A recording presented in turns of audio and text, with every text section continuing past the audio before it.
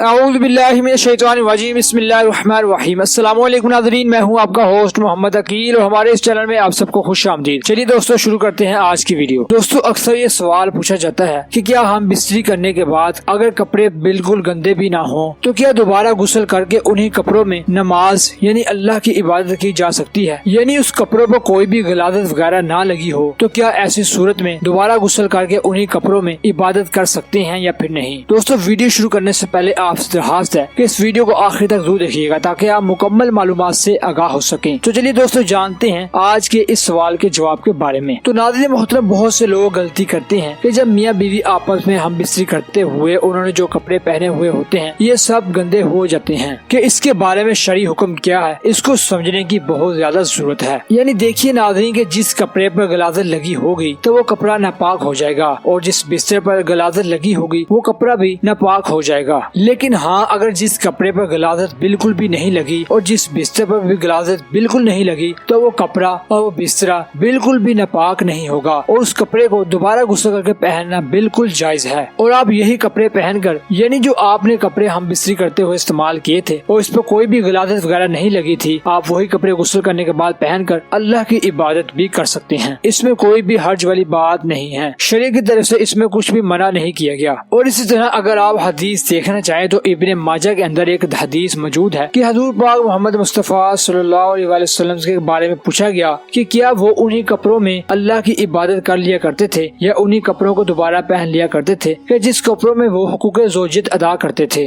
تو ام المؤمنین نے ارشاد فرمایا کہ ہاں، جب ان کپڑوں میں کوئی نجاست وغیرہ نہ لگی ہوتی ہو۔ ناظرین محترم، یہاں پر نجاست کہا جا رہا ہے، اگر دیکھا جائے تو یہ ذات حضور پاک محمد مصطفیٰ صلی اللہ علیہ وسلم کی ذات ہے۔ اگر یہاں پر یہ کہا جائے کہ وہ مبارک قطرے اگر حضور صلی اللہ علیہ وسلم کے کپڑوں پر نہ لگے ہوئے ہوتے تو حضور صلی اللہ علیہ وسلم وہ کپڑے دوبارہ وہی پہن لیتے اور انہی کپڑوں میں اللہ کی عبادت بھی کر لیا کرتے۔ یعنی آپ کے کپڑوں پر اگر نجاست لگی ہو تو اسے فوراً دھو ڈالنا ضروری ہے، اور پھر آپ دوبارہ کپڑے پاک کر کے بھی پہن سکتے ہیں۔ تو دوستو یہیں پر آج کی ہماری ویڈیو کا اختتام ہوتا ہے۔ ہم امید کرتے ہیں کہ آپ کو یہ آج کی معلومات کافی پسند آئی ہوگی۔ دوستو اس ویڈیو کو اپنے دوستوں، اپنے فیملی ممبر کے ساتھ زیادہ سے زیادہ شیئر کیجیے گا تاکہ وہ بھی اس طرح کی معلومات سے آگاہ ہو سکیں، اور اس ویڈیو کو زیادہ سے زیادہ شیئر کیجیے۔ دوستو اس چینل کو سبسکرائب، لائک اور شیئر کرنا نہ بھولیے گا۔ دوبارہ جلد حاضر ہوں گے ایک اچھی نئی ویڈیو کے ساتھ۔ اجازت دیجیے، اپنا خیال رکھیے گا۔ اللہ حافظ۔